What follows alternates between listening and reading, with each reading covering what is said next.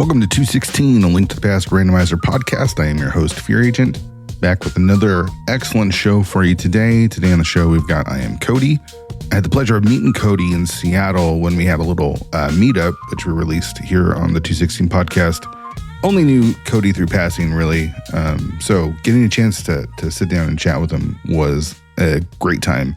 We're going to talk a lot about the new ladder coming up that he's developed and just his story. So you're definitely going to want to tune in for this one. It's a good one. So the league is in its playoff bracket now. In fact, it's into round 2 now. And 3 Off the Tee is not in the second round. We ended up losing 0-2 to Spherefunity. Congratulations to them. Big GGs to GFE, P-Train, and Jula Ninja. They beat us. We had some really close races. The first one was a Enemizer, co-op Enemizer, and both teams last located the mirror in the top of Thieves Town.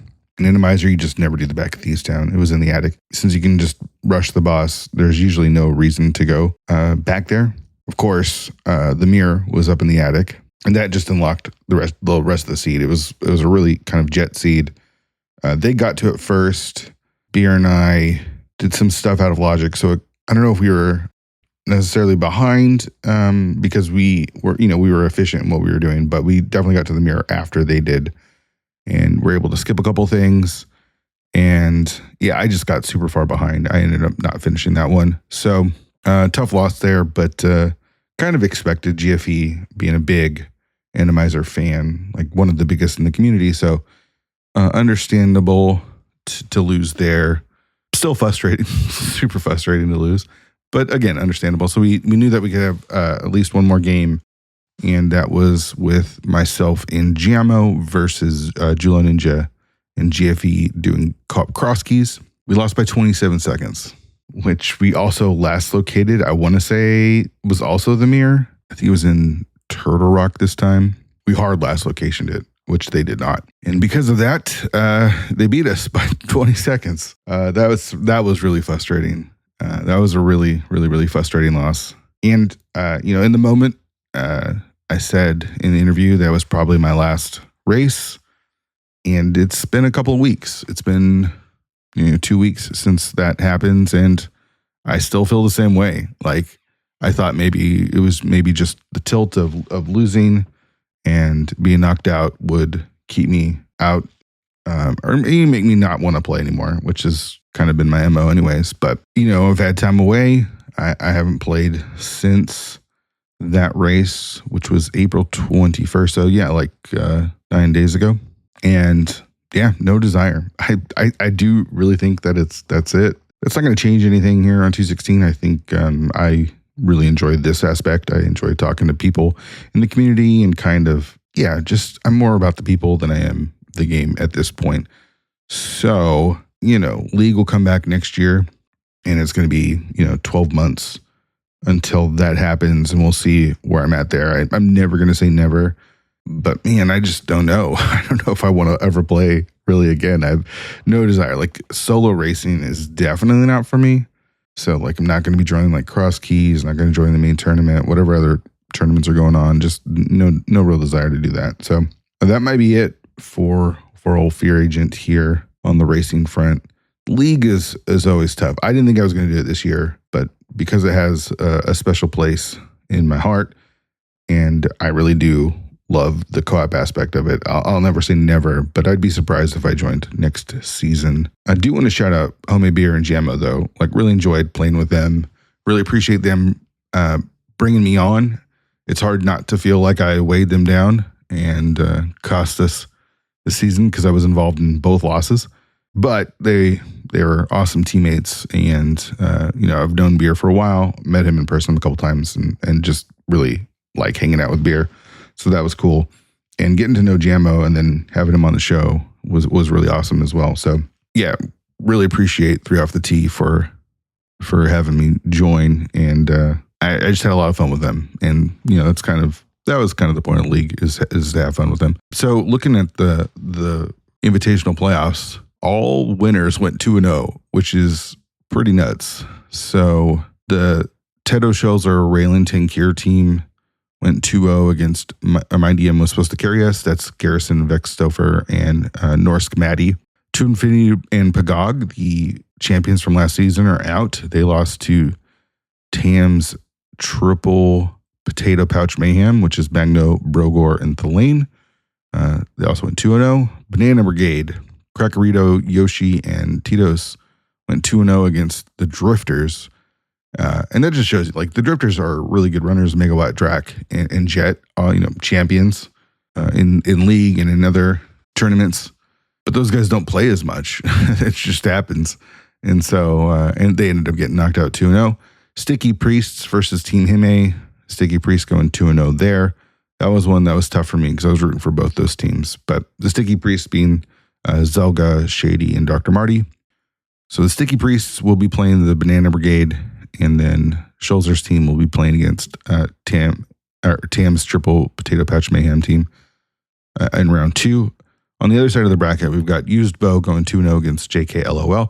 I think JKLOL is going to record an end of season wrap up, so I think that should be coming. I don't know when, but I know they were talking about it after the season ended, and it's over thanks to Used Bow. I mentioned Sphere Funity knocking us out 2-0. Don't forget to track us 2-0 against the Pugs. So the Pugs are out. Dante, Worf, Jig, and Andy in the first round get 2-0'd. And then Crystal Roller Crew 2-0'd Aga's backup dancers. Aga's backup dancers being Bread, Hitman, and Amarith. So in round 2 on that side of the bracket, we've got Used Bow versus Sphere Funity. And don't forget to track us versus Crystal Roller Crew. Don't forget to track us, man, is just a team that never goes away. They're just so tough. I feel they are super underrated, and they're always in the playoffs, and they're always winning matches that people don't think they're going to win. So watch out for them. It's going to be a fun matchup between Crystal Roller Crew because they're pretty good too. In the Open, 3 guys, 1 lever beat the Joy of Rando 2-0. Hyrule Hooligans beat No French Fries 2-0. The Long Shots went 2-1 versus Yaps and Naps. And Third Try Blind beat Relegation Chess Boots 2-1. So in the conference semifinals, these teams are all playing for a spot in the Invitational next season. A team, I think this is a German team, Osora, Boo This Man, and C Fate 91. I'm not going to try to pronounce their name. Something about being toxic. Are going up against 3 guys, 1 lever. That's Iconic, Exus, and Calamarino. That's game number 1. In the second matchup, Missing 2 Bows. That's Alex, 2K6, Tali, and Crom. They had a bye. Are going against the Hyrule Houligans. The Hyrule Houligans are Bumble, Steineck, and Deerdash. So some German runners all racing together. That's cool. Blackjack and Hookshots. They had the bye. That's Great COVID, Vix, Ryder, and Wombat. They're going up against the Long Shots. That's Dr. Earworm, Teller Salt, and Homewrecker. That's going to be a fun matchup to watch. And then the other team with the bye, more than just another alt, that's Aaron Snurd, Bright Eyed, and Deep Fried. They're going against Third Try Blind.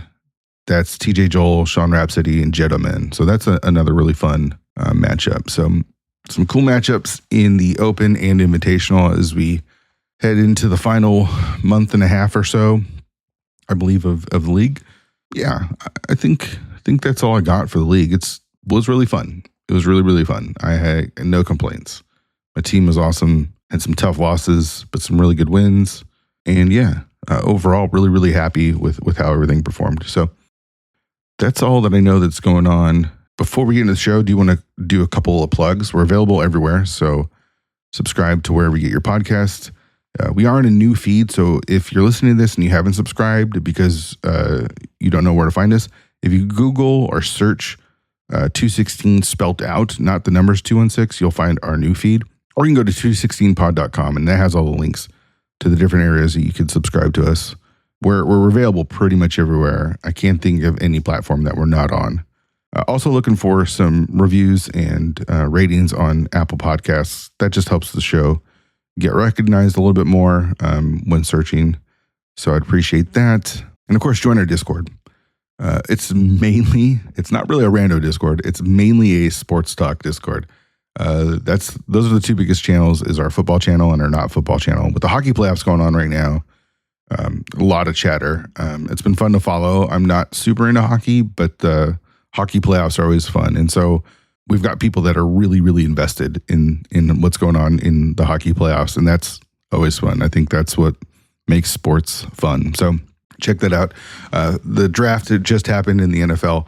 So there's a lot of chatter about that going on. That channel is going to be a little quiet here for the next couple of months as we are in the downtime, the actual downtime of the NFL. Free agents have signed, draft picks have been picked. Now it's just wait till the season starts. The NFL tried to hype out the release day of the schedule, but that's whatever. Nobody's going to get hyped for that. Yeah, join our Discord. There's a link in the show notes or on our website, 216pod.com. Today on the show, we've got Cody. And again, I didn't know a ton about Cody. I've known him tangentially through other people in the community. We've had a few interactions. We met at SGL, which I don't think we even get a chance to really talk about. But getting to hear his story was really, really cool. And like it is for everyone. I love doing the podcast. It's super fun talking to people and hearing more about who they are and like the things that we have in common and things that make us different. I just really enjoy that. And it was really, really fun to do that with Cody. And of course, we talk about the ladder. We have the link in the description for the Discord, the new ladder Discord, but I don't want to get too much into that. Let's hear what Cody has to say about it. I don't want to spoil all that stuff, but really fun conversation with Cody. So let's get to it. Here's Cody.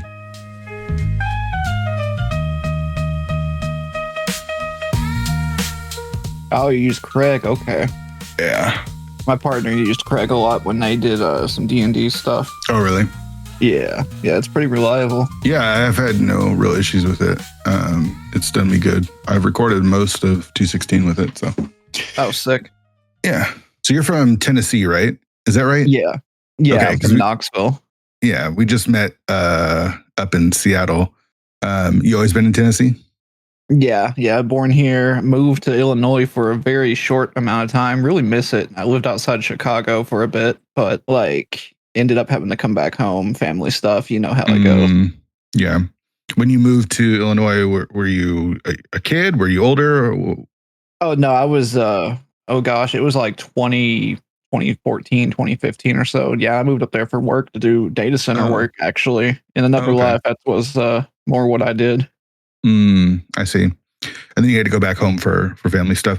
I know you came out to Seattle and were talking about how much you enjoyed being out here. Any thoughts of moving out to the West Coast? I know with programming and computer people, there's a lot of job opportunities out here. Oh gosh, if I could afford it, I would love to live out that way. Seattle was just like, I don't know about Seattle itself, but like just all the outer towns and stuff, it was beautiful there. Like I was in love with it. Was that your first time coming out here? Yeah, it's the first time I've actually flown that far at all. I've never really been west of the Mississippi before that. Oh, okay. Yeah, like it was a big travel for me. That's cool. And we only hung out for the one night, but you were here all week, right? Yeah, I got there like Sunday and then was there until Thursday, and it was actually longer than I even expected they would approve for because it was all just for a work outing. Yeah. Do you work with beer, or did you just happen to be coming out here? Yeah, we actually work at the same company. Oh, that's awesome. That's cool. Yeah, I kind of owe him for me getting this job, which is actually the second time video games have gotten me a job. It's kind of wild. Really?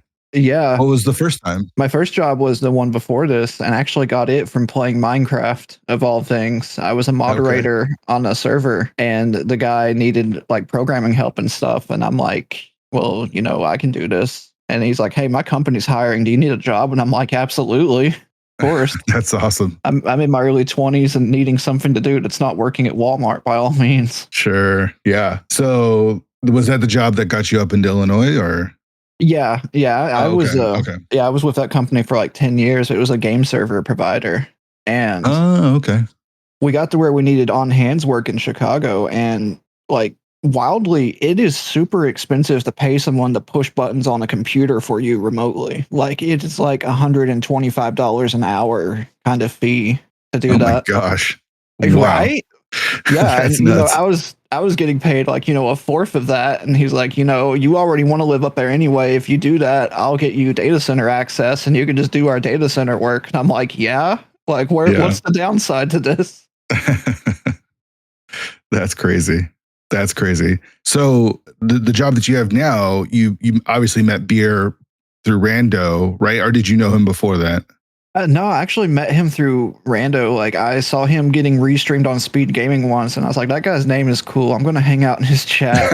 I need to know the story behind homemade beer. Like, come on. Yeah, for sure. For sure. That's cool. And then become friends and he hooks you up with the job. That's super cool. Yeah, it's awesome. Like, I'm super humbled by it. Like, it's just one of those things you don't even really know how to react to it. It all just happens so fast. Mm-hmm. Yeah, understandable. So obviously gaming has been important to you for a while then, right? Like, oh yeah, like I've been doing something gaming adjacent as long as I can remember. And it's what I'm passionate about. So let's go back to what you can remember. What's your first gaming memories? Some of my first memories, and this is so cliche hearing everyone else that's been interviewed, but like it's true. Like I played Link to the Past. I remember playing it with my parents. We had the original instruction booklet actually had a map of the light world and dark world on it, and we would keep that out while going through the game together because I was still a little too young to solve some of the puzzles when it came out. Sure. And some of my earliest memories are just playing Link to the Past and specifically being in the dark world and having my parents help me out and go through the game. Man, that's awesome. So how old are you at this point? And this is just like no. When Link to the Past comes out, how old are you then? And then was this originally when the Super Nintendo had come out? It was close. Like there was a little bit of a delay. We didn't have a lot of money when I was a kid, so I was a little late getting consoles, but I was probably 5 or 6 tops. Okay. When we were playing it. Okay, so you were born in the late 80s then? I was actually born in 90. Oh, gosh. What did I see? Okay. But around that time. So Link to the Past, your parents were into gaming then as well? Yeah, they were actually the reason we had a Nintendo and then eventually a Super Nintendo. They really enjoyed it. My dad was actually a big fan of Punch-Out and Super Punch-Out. And I would sit and hang out with him while he would play through the circuits in Super Punch-Out as well. That was another that's awesome. Poor memory I've got gaming related. Yeah, that's super awesome. So as you're getting older and you're watching your dad play games and I imagine you start picking up the controller as well. What do you remember as far as like being the games that you're first like really, really getting into and playing? Oh, easily Super Mario World, Super Mario 3, and Sonic the Hedgehog. Like those are the 3, like the trifecta of what I was playing when I was a kid. So you were in one of those families that had both the Sega and the Super Nintendo. Oh yeah, like I saw advertisements for the Genesis on TV and I would not shut up about it until I got one for Christmas. And I was like, you've got to get me the Sonic games. I've got to have this. Like I fell for the Sega advertising really hard. That's so funny. The big one being like what Sega does when Nintendo don't or something. I can't remember. Yeah, some corny so nonsense like that. Of course, it works on the 90s kids. It was so full of tude. Man, because I wasn't able to afford. I mean, I was always late to the console, so I didn't get a Super Nintendo like right away when all my friends did. But I just remember like on the playgrounds being like, "Oh, Mario's better, no Sonic's better," and like the Sega versus Nintendo battles that would happen out on the playground. But you were lucky enough to have them both, so you just gotta smile and chug along there, right? Oh, yeah, absolutely. Like that was the one thing that I definitely was very happy about because everyone was like, "Oh, well, we've got this one, I've got that one." Like the only thing that I ever remember being envious about and not even really understanding what it was the PlayStation. Like I heard talk of that when I was at daycare. And I was trying to remember, like, what is a PlayStation? Like, is it like some kind of giant device, or is it like I thought it was like a play center or something. Like, sure, for sure. And then I find out like 2 Christmases later, I get a PlayStation. I'm like, it's this? Come on, like I've got the N64. It's like better. It doesn't have to load. Like, come on. Oh, so you were into more of what Nintendo 64 was putting out, Mario 64, or Ocarina of Time and stuff over Tomb Raider and things? Yeah, like I just couldn't get into it, and like I got the N64 one Christmas. That was a really good Christmas because it had to pack in Mario 64, and I'd play that. Like that and the Super Nintendo are probably like the big ones that really stand out to me in my memories. Honestly, man, Mario 64 is such a good game. Like it really did take 3D platforming, and I mean, the reason that we have all the good 3D platforming is because of Mario 64. That game is so well made, and so the level design is so just next level. It's crazy. Like for being like it's not technically the first, but you know, for a lot of people, that's the first experience you're getting with 3D. Like it was crazy. I killed an entire summer for just playing that game. Like I would beat the game and run out of stuff to do and carry the. Apparently, other people did this too, but I would grab the boxes that you could throw and get coins from them and just pretend I was delivering pizza to places. That's awesome. And I come to find out there's other people that did that, and I felt crazy even describing the story until I heard someone else tell it to me as well, and I'm like, wow, okay. Apparently, you had a bored summer too. That's too good. Yeah, I love that. It's just such a like you're right. There's other 3D games that came before it, but on the scale of what that game is and did, it's just so next level. Like just such a classic. So I take it you have a real love for Mario and Zelda specifically then. Oh, definitely. Like it's wild because I never got a chance to play the N64 3D titles for Zelda, but like I really dialed into it when it started coming out on the Game Boy Color and the Game Boy Advance when they remade Link to the Past. Yeah. Those are probably some of my favorite gaming memories because when they remade Link to the Past for the GBA, I was fresh into, I think it was middle school. It's been so long now, I can't remember the timeline for it. But I killed, a whole other summer full clearing that game completely. Like I wanted to unlock everything there was. I even found out how to do the EG glitch just to beat the 4 Swords dungeon because nobody had the link cables to play 4 Swords. Yeah. Like, and I'm like, wait, you can still get into the dungeon? Please tell me how. That's awesome. So are more of your memories of playing Link to the Past from the Game Boy, or is it kind of equal between the two? It's a bit of a hybrid. Like a lot of my early memories are definitely from playing Link to the Past, Mario.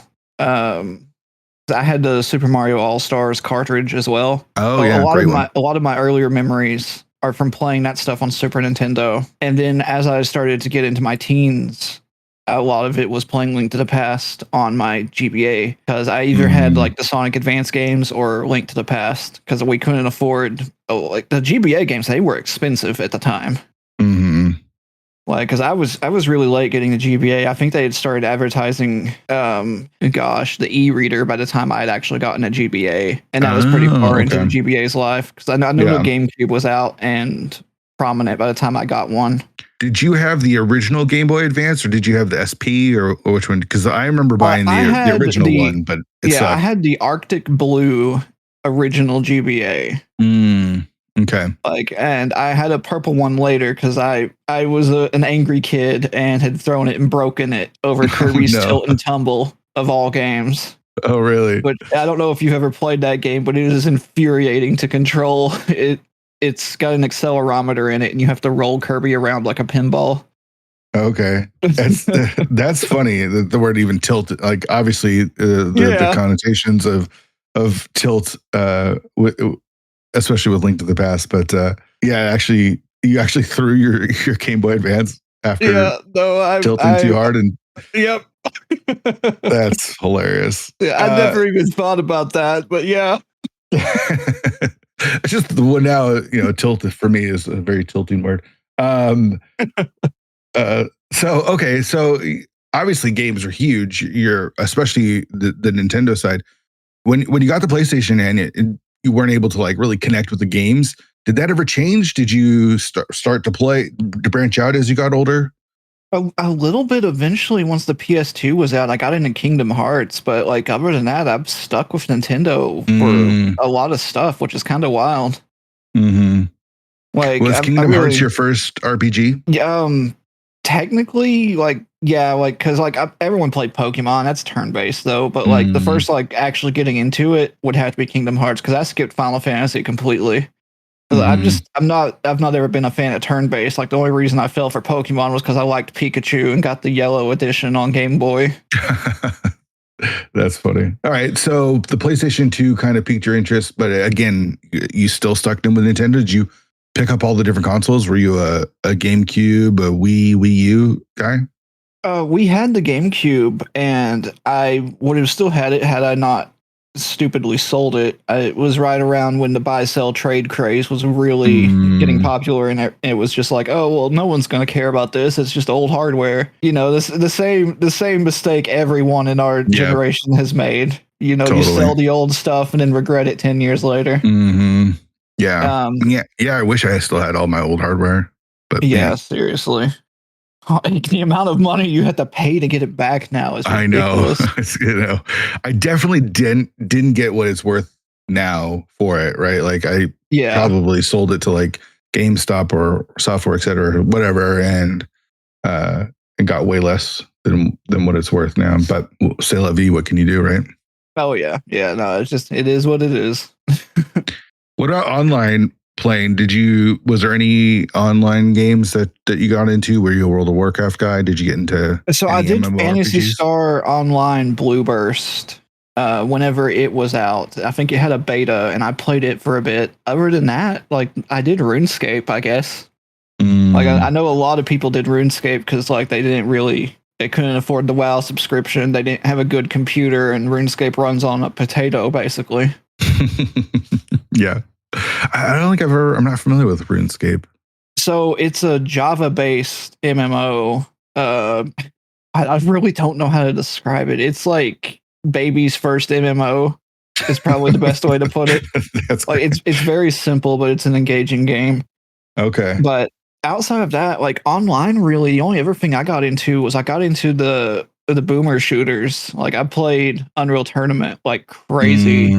Once I got a computer that could run it. I had a gaming plan for it and everything, and we played religiously for probably 2 or 3 years during our high school years. Like, but that was more when it was finally becoming apparent that I was a computer guy, because like that was when we finally had like the family PC instead of, you know, video game consoles. Sure. So did that then propel you into more of being a computer gamer, or?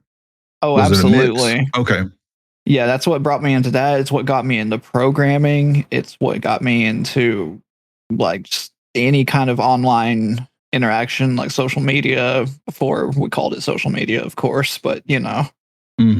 Yeah. So where did it go from there? If it started with RuneScape and things, where do you start? What do you start playing then? And what about the development as well? Like what like languages were you learning, and how did you kind of get into it? So it's kind of wild. The way I got into programming was actually for and Dante's ears are probably going to perk up when I mention this. It's because I was playing a game called StepMania, which is a PC version of DDR. And I had met a guy that ran a fan site for it that offered downloads for the songs for DDR and some other stuff. And he needed help programming, and it got me into learning PHP. And that was my first programming language I actually got into. Nice. Are you still working with PHP? Oh yeah, it's one of those things. I'm never going to be away from it. Like I don't use it as much anymore because everything's written in Python these days. But PHP is like most of AvianArt's backend is still written in PHP. Oh really? Yeah. Nice. That's hilarious. What other games were you into? Oh gosh, let's see. I really liked the Hitman series and Splinter Cell. Like those, like the stealthy type games. I really enjoyed that type of stuff, and I played those religiously as a kid. And then the Xbox came out around this time as well, and I got into console modding and figured out that you could actually use Tom Clancy's Splinter Cell to soft mod your Xbox and play emulators and stuff. And once I found out about the concept of emulators, it was all over, and I just went right back to playing the old games again, just on things that weren't supposed to play the games. Yeah.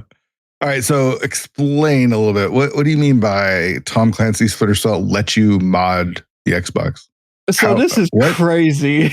Like, I don't know the specifics on this, but apparently you can download a special save file and using some kind of shenanigans, put them onto the memory card for an Xbox. And then you load up the save file and it just completely jailbreaks the Xbox and you can just do anything you want. Right? Like, that is nuts.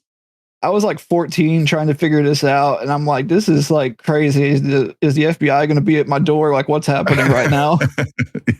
Right, because it's all brand new. All this stuff is like super brand new. Like emulators have probably been around for a little bit, but actually being able to do it on your console, that seemed bananas. Yeah, like it was world changing for me because like my computer at the time could run some emulators, but like it couldn't run N64 emulation. Mm-hmm. And then there was this, I don't remember the name of it, not super important, but there was an N64 emulator for Xbox that actually ran well enough I could play the games on it because at that time I'd already traded in the N64. It was long gone. Sure. And like it was just wild. Like that was such an interesting time, and I feel like it shaped a lot of what I want to do and wanted to do with life, with like programming, tinkering with things.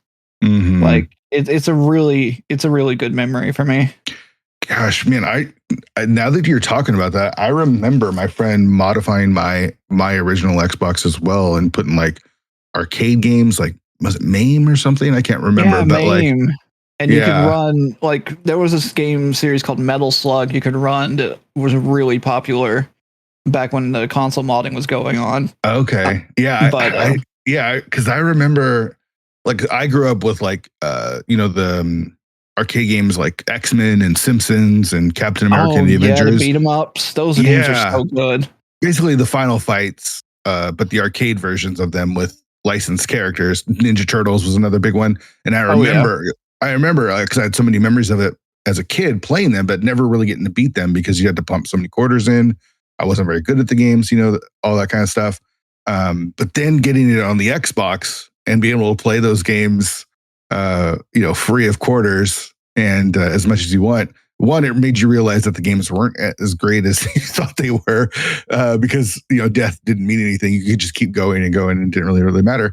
But man, being able to play X-Men was a big one because I remember at the bowling alley, they had an arcade and you could play 6 players at the same time. So you could play like the entire X-Men. I thought, man, this is the coolest thing ever. Let me get this on my Xbox on the emulator, and it was like, it's all right. Yeah, that is the one thing that makes it underwhelming. Like once you take away the concept of having to feed it money, you realize how mean some of those games really are. Yeah, totally. Like they were just there. The difficulty was based off of making you pay quarters to keep playing them. But that thought of emulating on an Xbox just brought back a flood of memories for me that I hadn't thought about in a really, really long time. That's good. What about online, like YouTube stuff? Did you ever get into like watching games on YouTube or gaming on YouTube or even Twitch? And then was speedrunning ever like a consideration? So I had a fascination with tool-assisted speedruns for a long time. Because like it just blew my mind seeing the stuff you can make some of these games do. Like I saw a historic like Super Mario 3 tool assisted speed run or a TAS. I guess I could just call it that.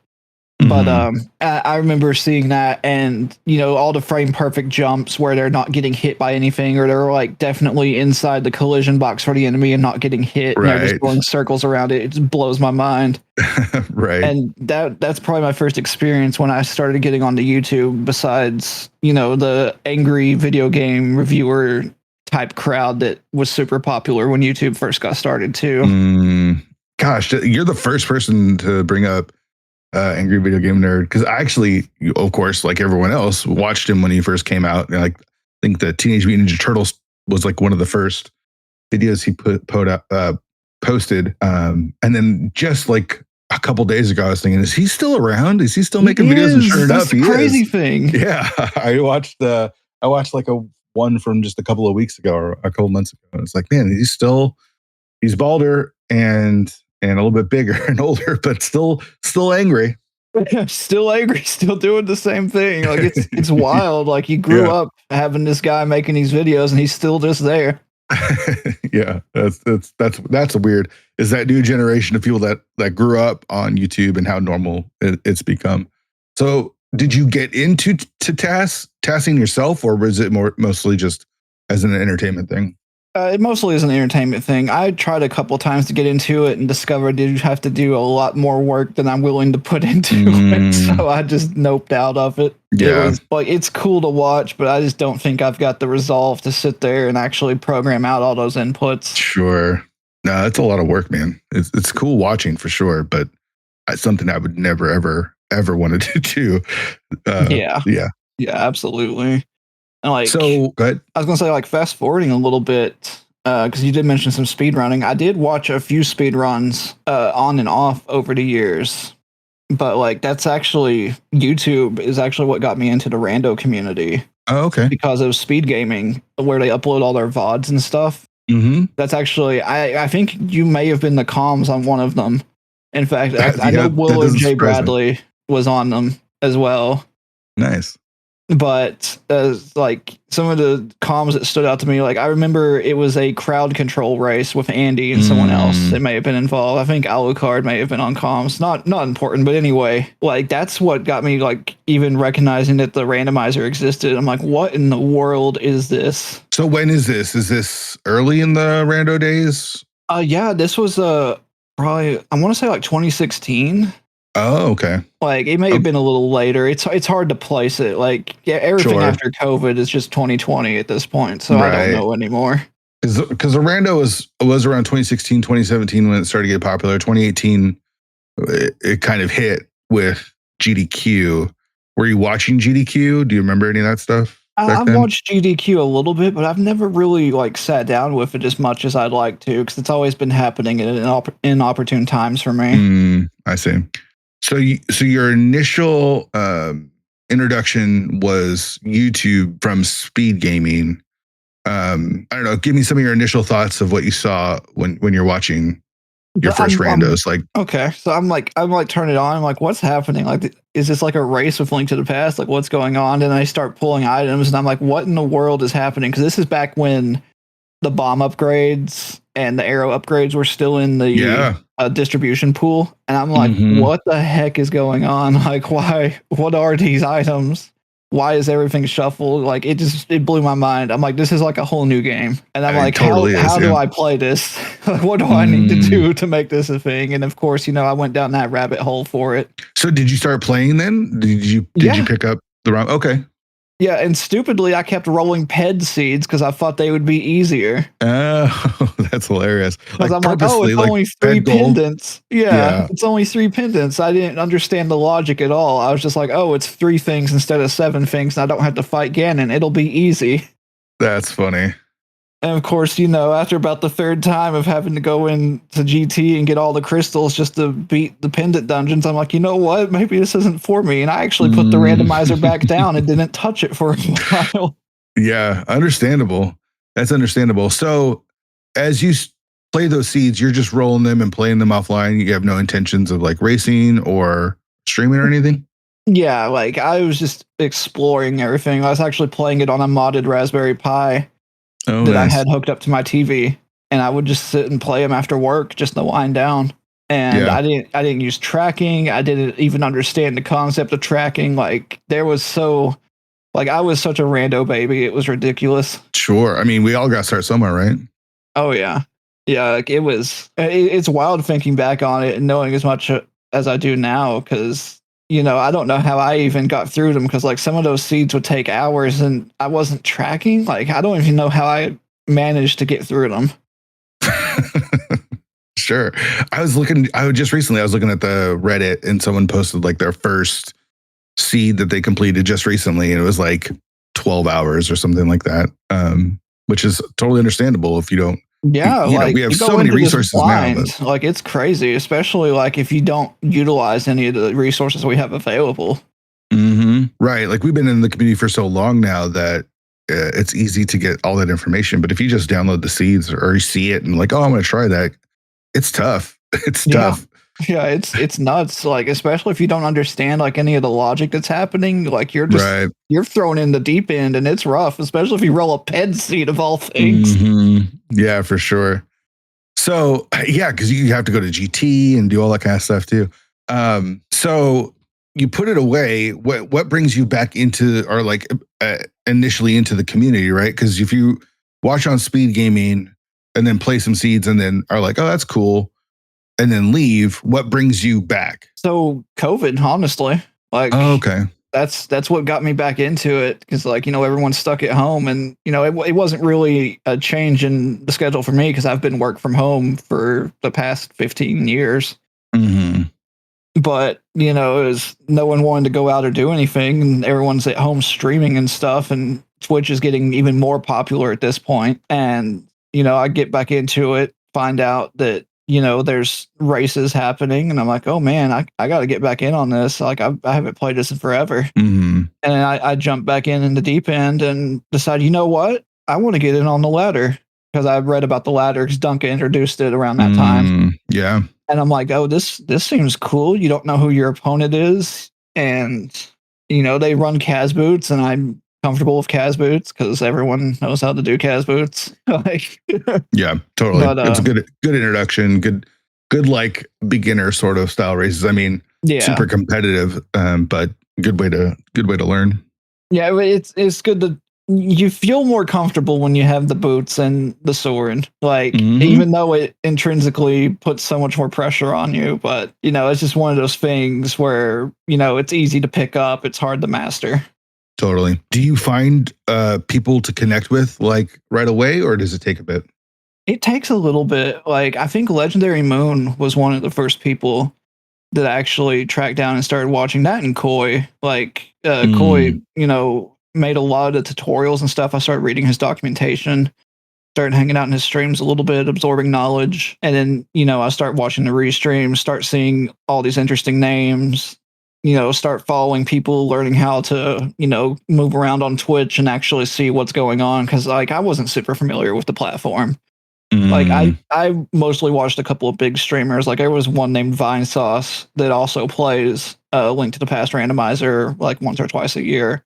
Oh, okay. But like, outside of that, I wasn't really familiar with how to conduct yourself on Twitch, or how to interact with streamers. Like, I always felt weird doing it.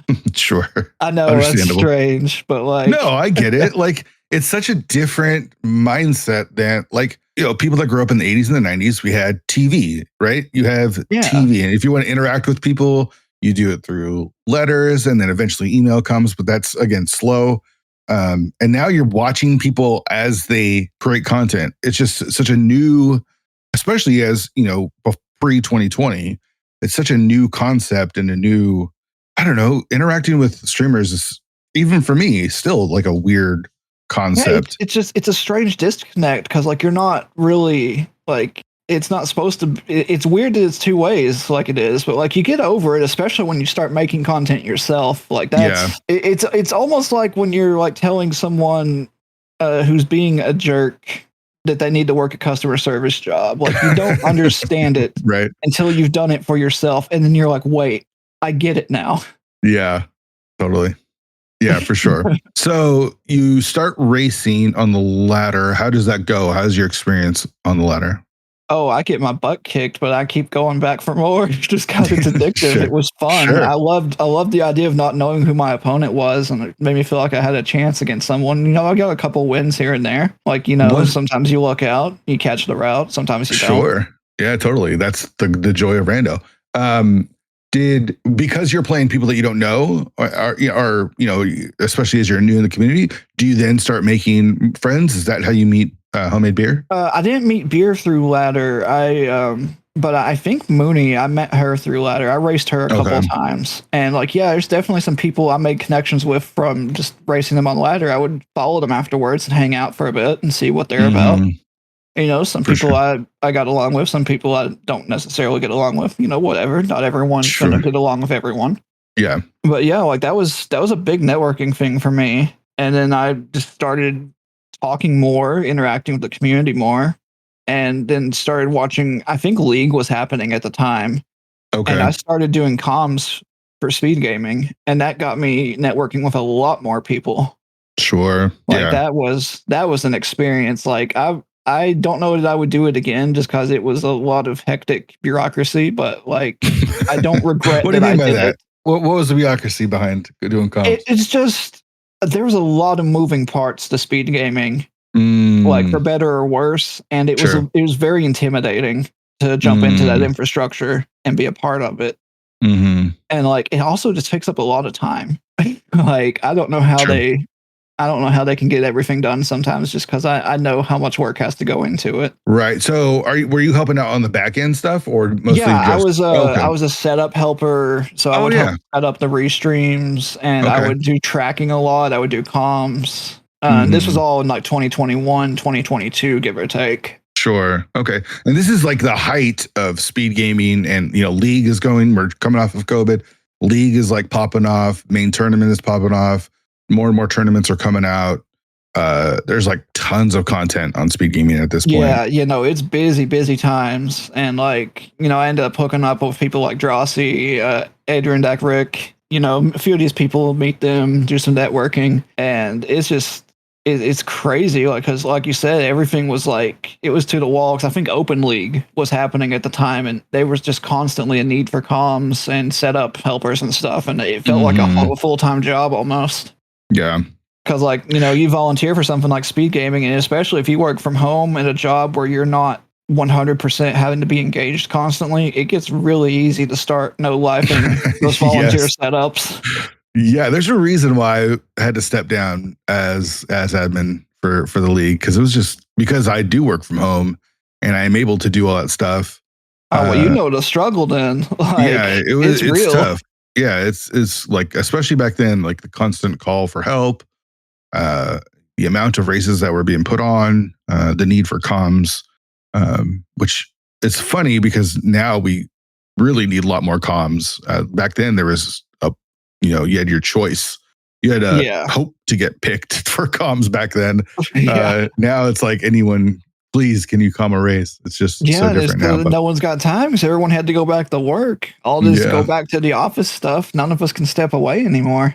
Sure. Yeah. So that was definitely the height. So did you ever join League? I thought about it a couple times, but I never actually joined it. Like I keep psyching myself out of it just because like it's like a combination of just, self-doubt, but also just not having the time to commit. Like I've just been so busy and I regret it.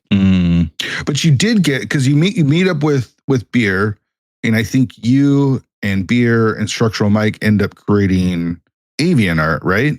Yeah. So the way that I finally hooked up and met with Beer was through the mentor tournament. He signed up to be a mentor, and again, like I'd been in his streams a little bit, but I asked him, I reached out to him via DM because he didn't want to mentor anyone unless it was someone that he was confident wasn't going to just be there to be like, oh, I just want to get a win. It was like he wanted to mentor someone that wanted to learn how to run the game.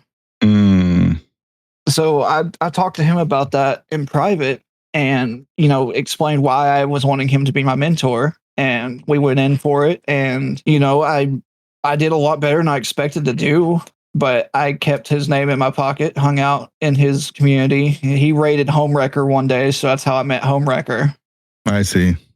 And, I hung out with him for a bit. And then I found out that he's working on this thing with Structural Mike. And they're like having this problem where they can't generate doors seeds automatically. And I'm looking at that and being like, well, there's no problem. I can't automate away. Like, let me figure this out. And, next thing I know, I throw it up on my Hi, I'm Cody 1 website. It's not even on AvianArt at this point. It's just some subdomain I set up. I see. And here you go. Like, you want automated doors. You click a button, you get doors. Like, here you go. That's awesome. So had you begun to look into the codes and coding and all that kind of stuff that you're interested in your real life? Had that happened as you began racing the game? A little bit here and there. Like I had set up a local version of the randomizer just so I could roll seeds offline in bulk because I was still using that same modded Xbox, believe it or not. Oh, okay. Nice. And I would just load it up with a bunch of seeds and just play them as time would allow in between doing that. and working, because at that point in time I had dug out some of my old consoles because my younger brother ended up having a lot of the stuff that I thankfully didn't sell, and he brings out this Xbox again, and I'm like, oh my gosh, it's still modded and it works. Okay. And so I just started loading the randomizer up on it. But that's what got me looking at some of the source code, because I needed to set it up locally, because I felt bad about the idea of rolling like 100 seeds on the website and bogging it down or something, which is crazy. It rolls thousands of seeds a day, I'm sure. Right. Yeah. So Beer then asks you, I assume, to help out with AviantArt. And so originally they didn't ask. They just he was just complaining that he was having some trouble with a thing. And I'm like, well, what is the thing? And he's like, well, I can't tell you a whole lot, but we're working on this tournament, but we're having trouble getting this thing to generate. And I'm like, listen, like, I can make this work. I've already set it up before. Like, I can totally make this happen. I'm like, give me a minute. And I kind of just blindsided them with it. Like, I just threw it at them. Like, here you go. This is what you want, right? Like, yeah, I made it work. Yeah. And the AviantArt site is up still. It's aviantart.games, right? Yeah. Yeah. And it's still being used. Like, it was used by the league this season, which is crazy. Like, I can't believe it. Yeah. Yeah. Like, I've put a lot of work into it to try to like make it stable. Like, it looks ugly as heck, but is that the appeal? Right? It's supposed to look like it's supposed to look like it's straight out of the 90s. Yeah, it totally does. Like the word art on there is actually word art, and I had to import it and edit it to make it actually work. That's hilarious. I spent a lot of time agonizing over what font to use for the word art of all things. That's so good. That's so good. So where did coding go from AviantArt? Did that open up other doors? Because I know that you're involved in other things, right?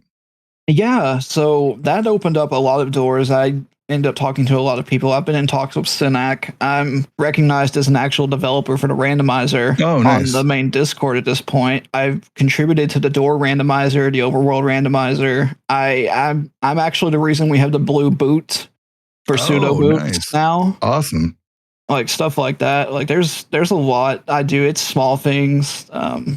I'm working on overhauling the AviantArt site to make it a little easier to deal with seed patching, but it's got an API. There's people that have come out of the woodwork to ask for API access so that they can roll seeds with it. I think Clearmouse is doing some work on it. I'm trying to remember like what else. James FNX has some stuff that interfaces with my website for his async website. Like there's a lot of people that have features that depend on something from AviantArt. So it's definitely like active and has a lot of interesting usage that I didn't expect initially. It's so funny because AviantArt was such a meme, right? Like a very inconspicuous and normal randomizer tournament. Like the whole thing is so memey, and yet like it was like a big joke, but then it's like not a joke at all, and actually it's a legitimate thing, and it's kind of nice. Right. Yeah, it's crazy. Back in 2020, 2021, we basically had Synac as like the face of the devs, and he's kind of gone into the sunset. I know he's still around a little bit, but so much was relied on what he did, and what we have is based off of what he did. And now it's kind of branched off to where it's lots of people working on it, like you and you mentioned Clearmouse. I think Muffins has done some stuff as well. Muffins has done some crazy stuff. He's got a web version of a multi-client, so you don't even need to depend on having like any special software. You can just run SNI and it'll just connect to his multi-client and work. And it is insane. It's crazy. It's crazy how many people are putting so much work into the randomizer as it's expanded from it was just started with the devs who created it to now all these people who have expanded, and we have so many more different options and ways of playing the game than ever before.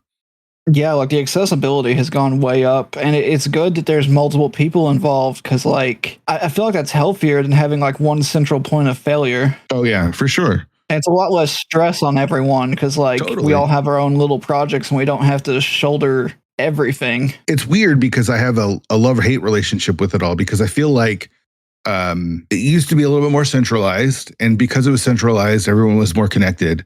And now that it's not as centralized, and everyone kind of has their own little communities that it's been fractured a bit. And everyone's kind of off in their own little worlds, which is good, but it feels like the entire rando world, it might be the same size as it's been for years, or maybe even a little bit bigger, is off doing their own things in their own little groups. Does that make sense? Yeah, it does feel like that, and it does feel like a bit of a disadvantage because, like, there's a lot of people that don't even know that, like, you can roll door seeds on a website, right? Or they don't know about Muffin's tracker, or they don't know about Muffin's web client. Like, it's difficult to get that knowledge out there when there's so much fragmentation. Because especially after we got the Tark split. So you've got Tark now, and then you've got the Ladder, which has got a ton of people on there, and like everyone's doing their own thing, but like there's not always that intercommunication to keep people updated on stuff. Right. Yeah, it just feels splintered, and it's cool because we get things like Avian Art and the things that you're doing, and things that Muffin's doing, things that Clearmass is doing, and then whatever the main devs are doing, and the door rando devs and all this other stuff. It's super cool because we've got so many different ways of playing this game now. It's awesome. And I don't want to complain about that, but it's less people together. I don't know. It's this weird like love-hate relationship that I have kind of with it, where it's like, it's awesome. I feel you on that for sure. Like it's a little frustrating at times just because it's hard to keep everyone in the know. And it's not necessarily that anyone's gatekeeping this information. It's just hard to ping all the right places sometimes. Right, because everyone's in their own communities now. It's like we're a sub community of Link to the Past, or we're our own sub community, and then inside Link to the Past Randomizer is a bunch of other sub communities, whether it be 40 Bunks or Go Mode or 216 or Tark or Ladder. You know what I mean? It's absolutely Crystal Roller Crew or what's that? Crystal Company, or like all these other leagues. There's just so many different avenues and ways of playing that we're all separated, and sometimes we can kind of come together. But we saw like a downtick in attendance for the main tournament. We saw a downtick attendance for the league, which are two of the bigger tournaments ran every year. And I think that some of that all plays a part, right? Whether it's a good thing or a bad thing is like up for debate, but it's definitely interesting to see how things have evolved over the years and how it all kind of plays a part together. Yeah, for sure. And like as you say that, I'm just scrolling through all the dozens upon dozens of Discords I'm in for different subsets of this community. Right. Just because looking at it in disbelief. Yeah, I want to run a tournament, but it's a very niche tournament and my friends are going to play in it, right? And then someone else runs a little tournament, and then someone else runs a little tournament, and it's all very niche, and you might get 40 to 80 people to join or whatever, but it's just not the same. And again, this is not a bad thing. I don't think this is a bad thing. It's just a different time. It's kind of what the community has evolved to. So yeah, for sure. So racing has never been like your priority though, right? Like you've never gone like, I'm going to try to be the top of the ladder or top of a tournament, right? I tried a little bit, but like I realized that like with the amount of time I'm wanting to put into it, that I can't get to the level I would like to be at. So I pivoted more towards community contribution and involvement because that's something that I know I can do and I have a little bit more fun with. Because like, yeah, I can stay involved in the racing scene, but I can do that as a contributor to helping the community instead of having to, race in the community all the time. Sure. And that works for me. Totally. So it's about finding your own spot. Yeah, it's finding what you like and what you enjoy and getting it out of the community, because when it's not, it can become a chore and then you're like, what am I doing here? So yeah, exactly. So can we talk post ladder? Yeah, absolutely. Okay, so ladder's going away. We're at about, I think, 4 weeks or so away from we're getting ladder close. just being gone. Dunka was like, I'm done with ladder. They just had a recent stream that you can watch. Maybe I'll link it here, where he's like, the reason that I'm leaving is because 20% of the community sucks or something like that. 10% of the community sucks. 80% is great, but and so he's shutting it down, and he's not handing out to anyone. He specifically said, I'm taking my ball and I'm going away, but it'll help. I know he said he'll help other people initially. And so when we met in Seattle, I got word that you are developing a new version of something to replace ladder. Can you explain what that is, or sure? What's going on? Calling it the step ladder because it's not fully a ladder by any means, especially with the state that it's in right now. So it's a bit janky, but that's all right. We've been working behind the scenes to bring up automation to actually have race rooms fire off on a schedule with a set mode. We have our own race time category now. I've been working closely with Den, and Den has been doing the Lord's work and has set up some really cool automation for race time, including a partitioning system so that we can actually bring back 1v1 races with an anonymous opponent, and all that will be through race time. Wow, I didn't know. Yeah. This is all I knew is that there's going to be some sort of version that you're working on, but I had no idea that it's going to be all of this. That's super interesting. I didn't either. Like I had no idea Den was going to step up like this. Like Den has been amazing with the work that they've been doing. That's awesome. And on top of that, I've been working with Muffins, Dr. Earworm, and Tyler Salt to bring together a new Discord for the step ladder, taking feedback from various members. Like we haven't even done a full launch yet, but I think we've got over 200 something people there. Wow. I haven't done a count in a minute. You haven't even started and there's already a couple hundred people in the Discord ready to go.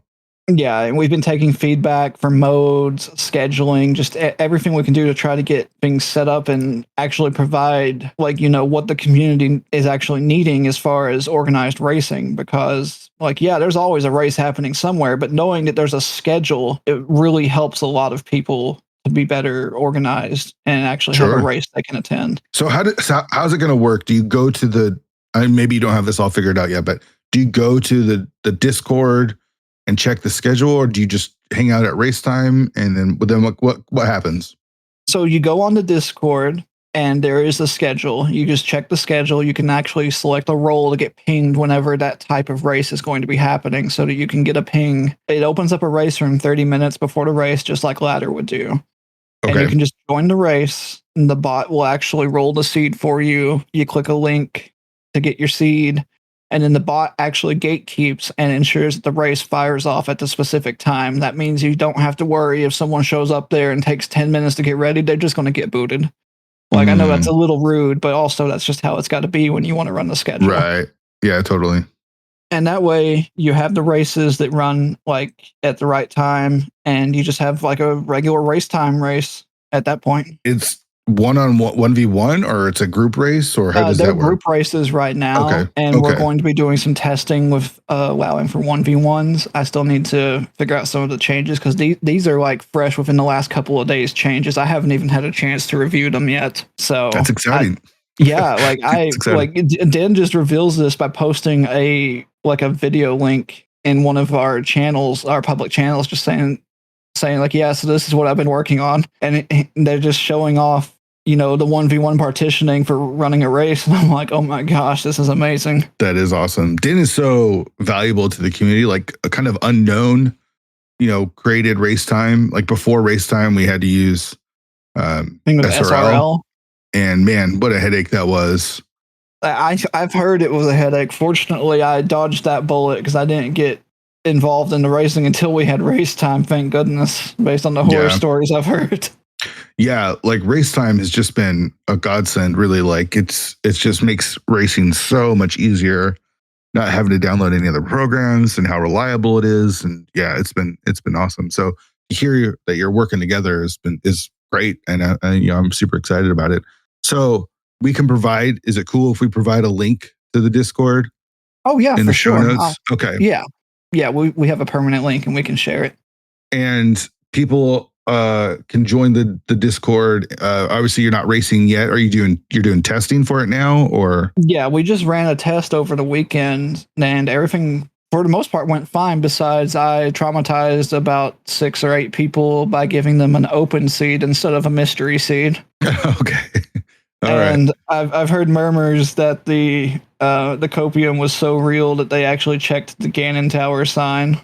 That's hilarious. What the goal would be. That's I felt bad for them, but this is why we test. Yeah. So it's similar to Ladder, as the similarities to the Ladder is that it's a consistent schedule for people racing.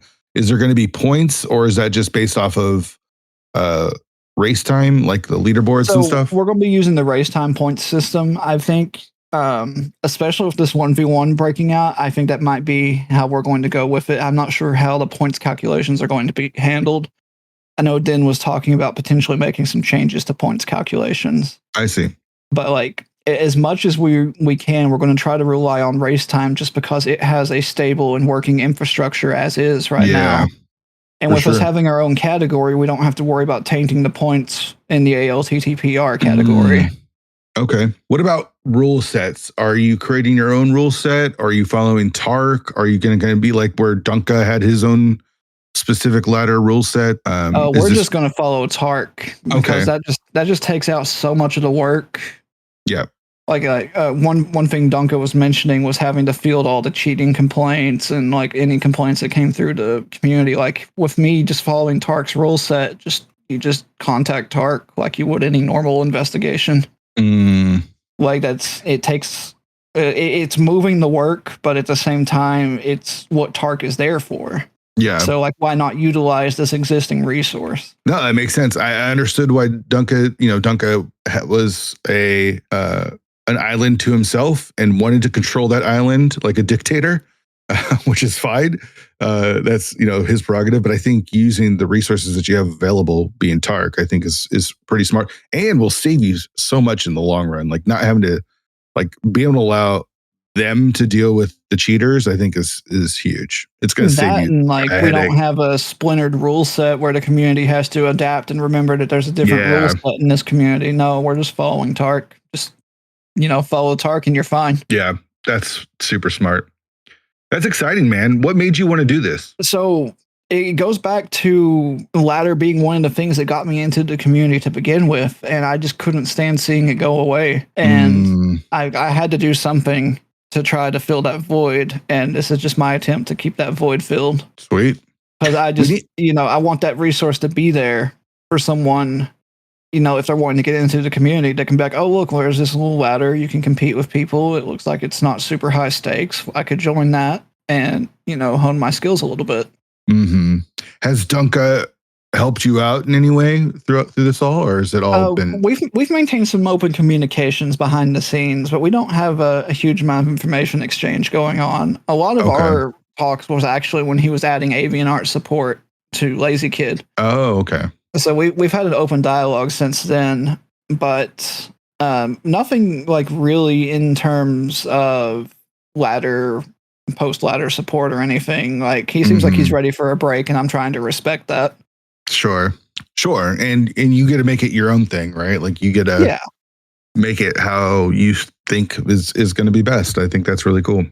What's your relationship, do you feel like, with the community? Like you're obviously putting a lot of time. No one's paying you to do this. You do it because you love the game and the community, I'm guessing.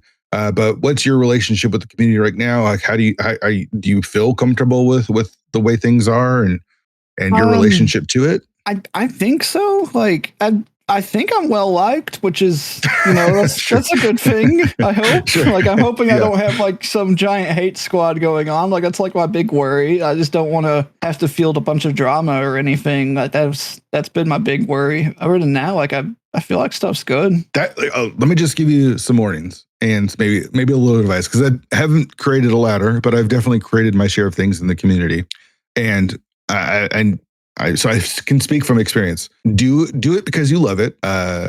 Take criticism at what it is criticism for what it is you're creating or what it is you're making. It's not personal. I think that's one of the biggest things that's really hard. It's hard. You put so much work into something, and then someone says, you put hours and hours and hours, and someone just casually dismisses it or is kind of a dick about it, and it's hard not to take it personally. So my suggestion would be do your best to not take it personally, because most of the time it's not personal. And that's actually been a struggle I've dealt with a lot. And it's one reason I have the admins selected that I have selected, because they know me on a fairly personal level. And one of their goals is to actually be somewhat of a filter for any kind of feedback and to actually digest that initial raw feedback and give me the more nuanced version of what the person is trying to say to me, so that I can understand and actually parse that into whatever changes that need to be made. So that's smart. That's super been smart. Really successful so far, I'd say. Yeah. And fortunately, a lot of the people have been very cordial, which I know that's not always going to be the case. There's some very passionate people in the community. That's a nice way of putting it. That's very kind. That's a very kind way of putting it. I think the other thing I was going to say, and it sounds like you're already doing that, is surround yourself with people that you trust and that you can rely on. So it's not all on you. Help carrying the weight of it all, because again, people might not be coming in with bad intentions, but they just come off as assholes so many times. Yeah, for real. And it's really hard to not take it personal. Like, that's just like the biggest thing, I think, when you're creating something like this, is you're putting in so much of your time, so much of your effort. And then people are like, oh, the modes suck, or you suck, or this sucks, or A, B, and C sucks. I like D, but E, F, G sucks. It's like, I don't need all that information. One, great. And then two, it's like, I'm making it the best that I believe that I can make it. And I'm saying that for you as well. Like, make it the best that you can make it as Cody, and then let it be and speak for itself. And I think you'll have a lot of success. Yeah. And like one of my lessons learned is definitely trying to find a way to digest that feedback in a better way. Cause I've gotten so much flack about the way avian art looks from people that either just don't get it, or they just utterly detest the concept of having that 90s cup graphic in the background. Sure. I love it. I think it's hilarious. I love it too, but it got to the point I added an option to turn it off on the website. Sure. No, and that's understandable too. Like, if people don't like it and you want to make it easy for them to turn it on and off, then that's fine too. But yeah, be confident in who it is you are and what you're making. I think you'll go a long way. I think it's exciting. I'm always excited for people when they step out and take a chance. And man, sometimes it works and sometimes it doesn't, but I think you're on your way to a lot of success here. Yeah, I'm really excited about it, and I'm looking forward to it. And I appreciate hearing that you're excited about it too, because I haven't gotten a lot of like detailed feedback about it besides, oh, this is great, and or you should change these modes. So hearing that there's genuine excitement that's heartwarming. Yeah, cool, man. Yeah, and the last thing I'll say, modes. People are always gonna bitch about the modes. There's always, even if you name it, even if you nail it, there's someone is going to say these modes suck. Like someone, it's guaranteed. So that's the biggest one to let go, is like, do what you think is best, put the modes out you think are going to race the best, that people in the community want to race and whatever, and then let it go and change it when you need to change it. But like, man, people are going to bitch and complain about those modes no matter what. Like, you'll never, ever, ever find the perfect balance, because it's just not there. So yeah, it's not, and that's going to be a process for us for sure. Like that's one reason I went out of my way, like right out the gate. I put a slot for glitched modes, and I know that can be seen as controversial, but like the glitch community doesn't get enough love for one. Like especially Malmo. Like Malmo is holding that community together. It's crazy. But I wanted, and I got Malmo and a lot of the other glitch folks involved to pick some modes to try to actually lure people in from the regular mode set to see if they want to play with glitch. And we put that on the schedule too. That's really cool. That's exciting. Yeah, it's always just exciting when someone does something new or attempts something and tries to make it the best. That's really exciting. Yeah, and I'm going to consider it a win at the end of the day if it doesn't just catch on fire in the first week. Honestly, for sure, totally understandable. All right, so I don't know if you've listened to the show or not, but I ask everyone about tilt. You don't racing much, but you've had to deal with assholes and you've had to deal with tilt. So my question for you is, whether it's dealing with negativity or dealing with whatever, how do you handle and manage tilt? And do you feel like you found a way to do that? Or is it something you're still working on? Or is there any tips that you could give anyone? Oh gosh, I would say for me, it's definitely something I'm still working on. I wear my heart on my sleeves, and like when I get tilted, it's bad. Like it's a mess, and I usually find I just have to step away from the situation for a while and try to recollect and reground before I can really like try to approach it with a clean head. And you know, that's sometimes you just can't always do that, and it can get you in trouble. But it's tough, and I feel like I'm still working on it. Understandable, totally understandable. I always think that I've managed my tilt, and then I lose a race, and I'm like, no, I'm done. I don't want to do this anymore, and I get super tilted. So, it's something that is like going to be a lifelong journey. I think it's tough. Yeah, it really is. Like, again, like you think you've got it sorted out, and something happens, and it happens in just the right way, and you're just pissed the hell off from then on out. Yep, totally, man, totally. Yeah, I get it. Well, dude, thank you so much for coming on the show. I really appreciate you sharing your story and getting to know you. It was cool to meet you in Seattle as well.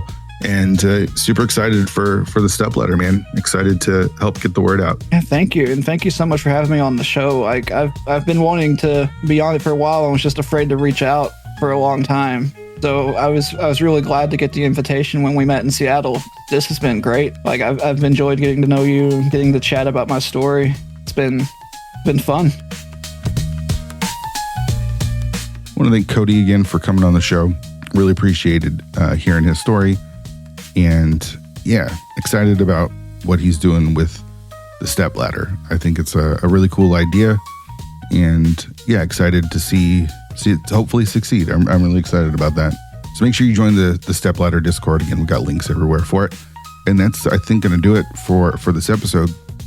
So I do have another podcast, Movies I Missed. You can find that at moviesImissed.com, and it's a podcast where myself and my co-host Ryan Miller dive into films that we've missed over the years. Our first season was covering the movies of 1999 that we missed. It was a lot of fun. If you're into movies, I'm super biased, of course, but I think it's a really, really fun podcast.